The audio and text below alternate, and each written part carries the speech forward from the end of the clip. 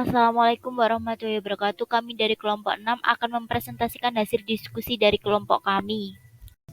Sebelumnya perkenalkan anggota dari kelompok kami. Yang pertama yaitu Anissa Amalia, yang kedua yaitu Niki Dia Permatasari, yang ketiga yaitu Rika Agustin Puspitasari, dan yang keempat yaitu Cindy May Rahmawati. Pasti semua berpikir, apa sih leverage itu? Mari kita simak penjelasan dari teman-teman berikut ini. Pengertian dari leverage. Leverage adalah suatu tingkat kemampuan perusahaan dalam menggunakan aktiva dan atau dana yang memiliki beban tetap dalam rangka mewujudkan tujuan perusahaan untuk memaksimasi kekayaan pemilik perusahaan. Leverage dibedakan menjadi tiga.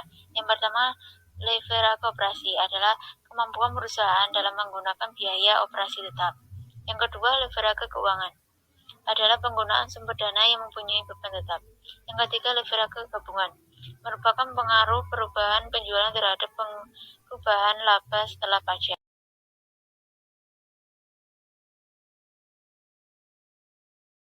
Pengaruh finansial leverage terhadap profitabilitas. Penggunaan financial leverage akan memberikan pengaruh yang berbeda terhadap ROE sesuai dengan kondisi ekonomi yang terjadi. Pada kondisi ekonomi yang baik, financial leverage akan memberikan pengaruh positif terhadap ROE berupa adanya peningkatan derajat laba rugi bagi pemegang saham. Hal ini terjadi karena tingkat pengembalian atau return terhadap laba operasi lebih besar dari beban tetap perusahaan. Kondisi seperti ini sering disebut sebagai favorable financial leverage karena perusahaan dapat memenuhi kebutuhan dananya dengan menggunakan utang dalam jumlah banyak. Laba yang dimiliki perusahaan masih dapat digunakan untuk menutup beban tetap yang timbul akibat dari penggunaan hutang tersebut. Pada kondisi ekonomi normal, peningkatan penggunaan hutang awalnya akan meningkatkan kemampuan perusahaan dengan memperoleh laba karena suku bunga relatif rendah.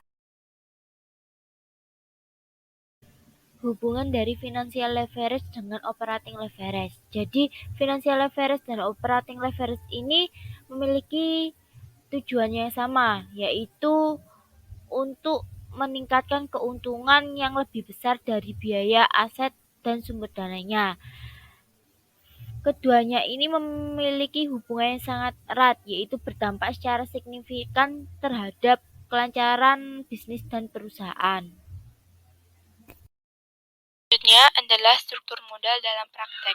Struktur modal adalah imbangan atau perbandingan antara modal asing dengan modal sendiri, di mana modal asingnya adalah hutang jangka panjang dan hutang jangka pendek. Dan untuk modal sendirinya adalah laba ditahan dan penyertaan kepemilikan perusahaan.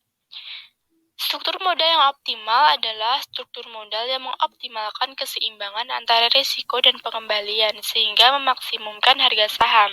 Tujuan dari manajemen struktur modal sendiri adalah untuk memadukan sumber-sumber dana permanen yang digunakan perusahaan untuk operasional yang akan memaksimalkan nilai perusahaan itu sendiri.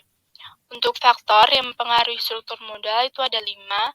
Yang pertama adalah struktur aktiva, yang kedua growth opportunity atau peluang perusahaan tumbuh di masa depan, yang ketiga ukuran perusahaan, yang keempat probabilitas, yang kelima risiko bisnis. Dari kelompok kami, kurang lebihnya kami memohon maaf. Kami akhiri, wassalamualaikum warahmatullahi wabarakatuh.